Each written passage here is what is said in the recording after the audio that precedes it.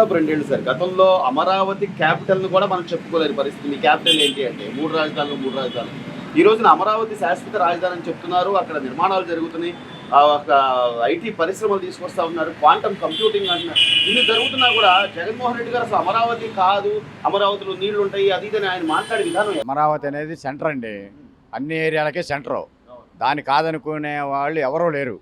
అది జగన్మోహన్ రెడ్డి గారు ఏంటంటే ఆయనకున్న ఆస్తులు కాపాడుకోవటాకో ఇంకా పెంచుకోవటాకో ఏదన్నా కానీ వాళ్ళ బంధువులు ఆస్తులు పెంచుకోవటాకో తప్ప వేరే కాదు. అసలు ఈ ఏరియాలో డెవలప్ అనేది, అమరావతి ఏరియాలో విజయవాడలో డెవలప్ అనేది నెంబర్ 1 ప్లేసు. అన్ని వర్గాలకి అన్ని ప్రజలకి అందరికీ కూడా సూటబుల్ ప్లేసు. దాన్ని కాదనుకునే వాళ్ళు ఎవరు ఉండరు. ఒక జగన్మోహన్ రెడ్డి గారు వాళ్ళ నాయకులు తప్ప ఎవరు ఉండరు. ఎందుకంటే వాళ్ళ నాయకులు కూడా ఇష్టం లేదు. కానీ ఆయన మాట అనకపోతే, ఆయన ఆ మాట అనకపోతే ఆయన ఊరుకోడని చెప్పి చెప్పడమే తప్ప వాళ్ళు కూడా ఇష్టం లేదు. వాళ్ళకి కూడా వద్దని వాళ్ళకి కూడా ఉంది, వాళ్ళ ఎమ్మెల్యేలు కూడా ఉంది, అమరావతి కావాలని ఉంది. కానీ వాళ్ళు బయటపడి చెప్పుకోలేని పరిస్థితి. ఇప్పుడు ఇంట్లో మనకి ఏదన్నా బాగాలేదు, తినకపోతే ఊరుకోనంటారు. ఏం చేయాలి మనం? తినకపోతే ఊరుకోని అన్నప్పుడు కళ్ళు మూసుకొని తినాలి, తప్పదు. ఆ పరిస్థితిలో ఉన్నారు ఇప్పుడు వాళ్ళంతా. అంటే సార్ కనీసం గత 5 ఏళ్లలో ఆయన ఎన్నికలకు ముందు వెళ్ళేటప్పుడు నేను ఇక్కడ ఇల్లు కట్టుకున్నాను, నేను ఇక్కడే ఉంటాను, అమరావతిని అభివృద్ధి చేస్తానంటే అప్పుడు అమరావతి రైతులు కూడా ఆయన నమ్మి అక్కడ వాళ్ళ ఎమ్మెల్యేని గెలిపించారు. వైసీపీ ఎమ్మెల్యేనే గెలిచారు అక్కడ అమరావతిలో. పైగా అది ఎస్సీ కాన్స్టిట్యున్సీ అయినా కూడా అది కమ్మ రాజధాని, పదే పదే ఒక కులాన్ని ఆపాదించి ఎందుకు సార్ అంత ద్వేషం ఎందుకు ఆయనకు అమరావతి మీద? అసలు కులాలు తీసుకొస్తామే ఆయన మైనస్. ఆయనకి కులాల పేరు తీసుకొస్తామే మైనస్. అందరూ కావాలి, అందరు కులాలు ఒకటే, అందరూ ఒకటే, అందరూ బతకాలి, అందరూ ఒకటే. అసలు అది మర్చిపోయి కమ్మాళ్ళు, కాపులు, రెడ్లు ఇవన్నీ తీసుకొచ్చాడు. అక్కడే సగం పైన మైనస్ అయిపోయాడు. చంద్రబాబు నాయుడు అరెస్ట్ చేశాడు. ఇప్పుడు కేసు ఏమి లేదంటున్నారు. లేనప్పుడు ఎందుకు అరెస్ట్ చేయడం? ఉందంటే ఇప్పుడు రుజువు చేయలేకపోయాడు. ఇంకెందుకు ఇవన్నీ ఒకదానికోటి అన్ని మైనస్లు అవుతాయి. అభివృద్ధి పట్టించుకోకుండా, డెవలప్మెంట్ లేకుండా, ఉద్యోగాలు ఇవ్వకుండా ఏమీ లేదు, అసలు ఏమీ చేయలేకపోయాడు. మరి ఇప్పుడు జరుగుతున్నాయి సార్. ఈ రోజున 16,000 పైచులకు డిఎస్సి పోస్టు, టీచర్ పోస్ట్ ఇచ్చారు, 6,000 కానిస్టేబుల్ పోస్టులు ఇచ్చారు. ఈ గూగుల్ వస్తుంది అంటున్నారు. అంటే మనం చూస్తున్నాం, ప్రతిదీ కళ్ళ ముందు కనపడుతుంది.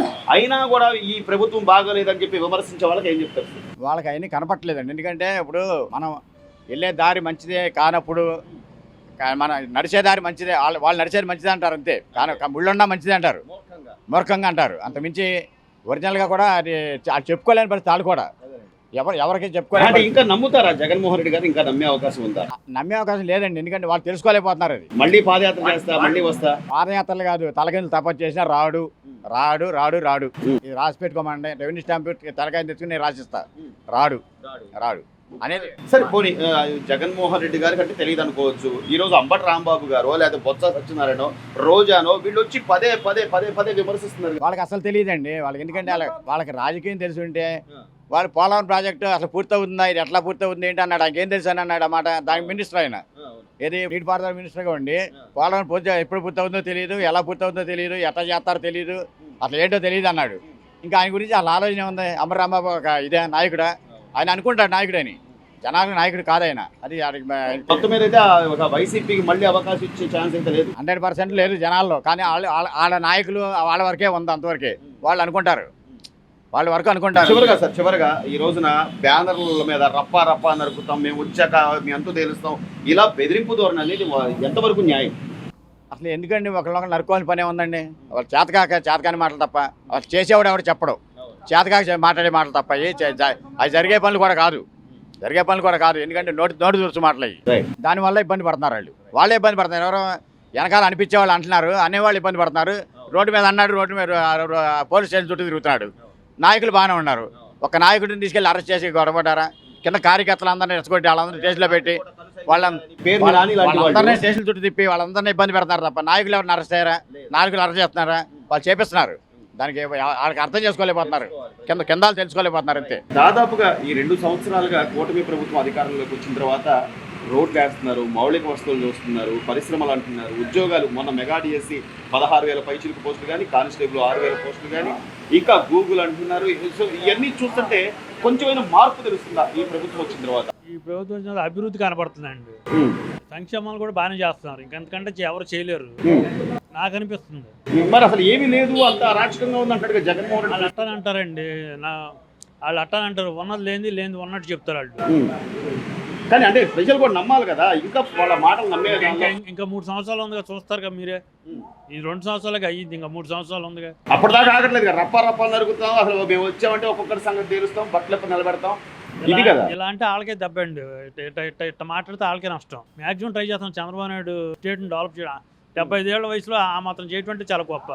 అవును, మరి కళ్ళ ముందు కనబడుతున్నాయి కదా సార్. ఈ రోజున ఇంత ఆర్థిక బడ్జెట్ లోటు బడ్జెట్లో ఉన్నా కూడా 1వ తారీఖు పెన్షన్లు ఇవ్వడం కానీ, సంక్షేమ పథకాలు కానీ. జగన్మోహన్ రెడ్డి గారు అప్పుడు 3000 అన్నారు, సంవత్సరం 250 పెంచి. కానీ చంద్రబాబు నాయుడు అట్లా చెప్పలేదు, 4000 కరెక్ట్గా 4000 ఇస్తున్నాడు ఆయన.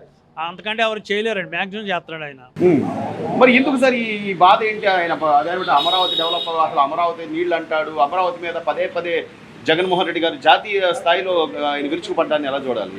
ఆయనకి స్టేట్ డెవలప్ అవటం ఇష్టం లేదు ఆయనకి. లేదు, ఆయన బాగుంటే చాలు అనుకున్నాడు, మిగతా ఎవరు ఎట్టిపోయినా పర్వాలేదు అనుకున్నారు. అందుకని ఆయన మాట్లాడుతున్నారు. ఒక మాజీ ముఖ్యమంత్రి కదా, నీకు నైతిక బాధ్యత ఉండాలి కదా కనీసం రాష్ట్రం మీద. అంత నాలెడ్జ్ లేదులేంటి ఆయనకి. మరి ఎలా గెలిపించుకున్నాం సార్, మరి ఎట్లా? అటు ఒకసారి చూద్దామని వేశారు, ఆయన చూపించాడు ఒకసారి, అంతకంటే చెప్పలేను. అంతే, ఒక్క ఛాన్స్ కోసం చూసాడు. నెక్స్ట్ టైం కూడా తెలుగుదేశం మళ్ళీ ఛాన్స్ లేదంటారా? లేదు, ఇంపాసిబుల్. మరి పాదయాత్ర అంటున్నాడు, ఏ యాత్ర చేసినా రాదండి ఆ గవర్నమెంట్, రాదు, ఇంపాసిబుల్.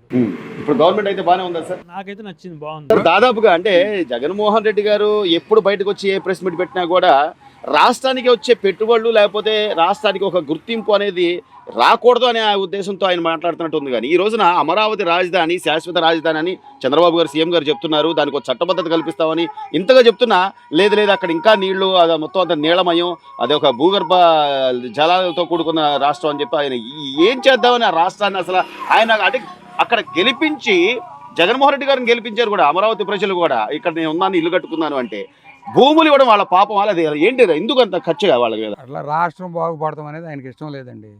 ఆయన స్వలాభం కోసం, ఆయన డబ్బు, ఆయన వాళ్ళ మంది మార్బలంతో డబ్బు సంపాదించుకుంటానికి. అమరావతిని గురించి ఎవడు బుద్ధి ఉన్నాడు, ఎవడని మాట్లాడతాడా?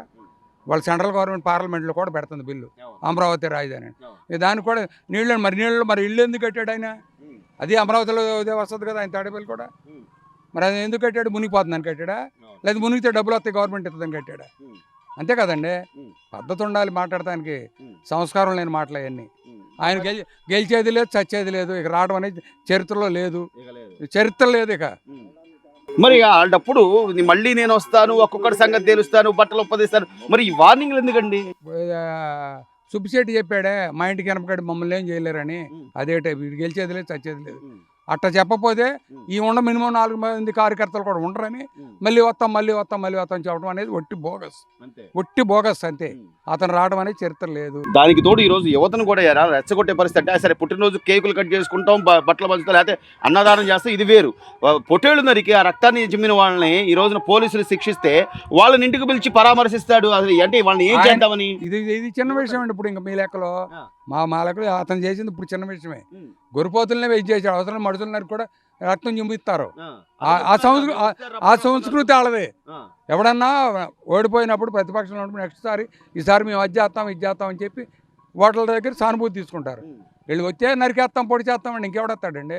ఎట్టొస్తాడు అతను? కొందరు జర్నలిస్టులు కూడా జర్నలిస్ట్ ముసుగులో జగన్మోహన్ రెడ్డి రాకూడదని కోరుకోండి, దేవుడికి దండాలు పెట్టుకోండి, వచ్చాడంటే అలా చేస్తాడు, ఇలా చేస్తాడు అంటే ఏంటి సార్? రాజ్యాంగం లేదా, లేకపోతే వాళ్ళకి అవన్నీ అవసరం లేదండి. వాళ్ళు డబ్బు పోగే లాండ్ ఆర్డర్ లేదా, ఏమి లేదు వాళ్ళకి. ఇప్పుడు ఆయన అధికారంలో ఉండగా ఎంతమందిని చంపేశారు? ఒకసారి ఏమైనా పిలిచి మాట్లాడా, ఏమైనా ఖండించాడా? మరి ఇంకేముంది, ఈ రప పిలిచిన సన్మానం చేయలేం కదా శాల్వాలు కప్పి. అంతే, అదొకటి తప్పు జరిగింది. ఆ నెత్తురు జిమ్నాలను సన్మానం చేయాలి ఆయన. సో ఈ రోజున రాష్ట్రానికి పెట్టుబడులు రావాలి, ఉద్యోగాలు రావాలి అని చెప్పి పడుతున్నారు కూటమి ముగ్గురు. అన్నాడు అసలు ఏమీ లేదు, నేను వస్తాను మళ్ళీ పాదయాత్ర చేస్తే ఒక్కొక్కరి సంగతి రమ్మనండి పాదయాత్రకి, అప్పుడు తెలుసుద్దిగా. అప్పుడు చంద్రబాబు నాయుడు అధికారంలో ఉండ పాదయాత్ర, పార్టీ అన్నాక ఎవరిష్టం వాళ్ళు చేసుకుంటారు, తప్పు లేదు. ఆయన వచ్చేసాడు, ఈసారి అలా వదులుతారా? వాళ్ళ పాదయాత్ర చేయకుండా లోకేష్ చేస్తే నానా బాధలు, మైకులు లాగేయటం, అన్నాలు పెడతాను, అన్నాలు తీసేయటం. మరి ఈసారి వాళ్ళు ఊరుకుంటారా? చంద్రబాబు గారు ఇప్పుడు అదే అంటాడు కదా, లాండ్ ఆర్డర్ ప్రకారం ఏదైతే అదే జరుగుతుంది తప్ప మనకు వ్యక్తిగత కక్షలకు పోవద్దు, ప్రజలు మనకు అందుకు కాదు అధికారం ఇచ్చింది, మనం రాష్ట్రం బాగుండాలి, పెట్టుబడులు రావాలి. వల్లే వ్యక్తిగతంగా కక్ష తీర్చుకోవడం అంటే ఇంతమంది ఇప్పుడు వైసీపీలో అప్పుడు తలాకరేసిన వాళ్ళందరూ ఎవడు బయట ఉండేవాడు కదండి, అందరూ లోపల ఉండేవాడు. అసలు నా లెక్క అయితే లోపల వేయడం కూడా తప్ప, వాళ్ళకి భోజనం పెడతాం కూడా. అసలు రాష్ట్రం బాయ్కాట్ చేయాలి అంతే వెలేయాలంటారు. అంతే ఉమ్. అంతే ఇంకా అంటే ఒక అంబటి రాంబాబు లేకపోతే రోజా గారు మళ్ళీ బొత్స సత్యనారాయణ లేకపోతే ఈయన అయితే పేరు నాని గారు అయితే అసలు చీకట్లో కన్ను కొడితే అయిపోవాలంటాడు. కనుగొట్టి కొట్టాడుక కనుగొట్టింది అయినాక మరి అయిపోయిందా ఈ దోసుకున్న వాళ్ళందరూ మా వాడే డైలాగులు అండి అవి అంతే అంతే. ఇంకా నమ్ముతారా సార్ ప్రజలు వీళ్ళు చెప్పే మాటలు ఇంకా నమ్మే పని? ఇవన్నీ డప్పు కొట్టుకోవడమేనండి, ఏడవలేక మా మధ్యలో ఓడు అన్నట్టు అవన్నీ ఒట్టి మాటలు. వాళ్ళు ఓట్లు వేయరు, వాళ్ళు గెలిచేది లేదు. రైట్.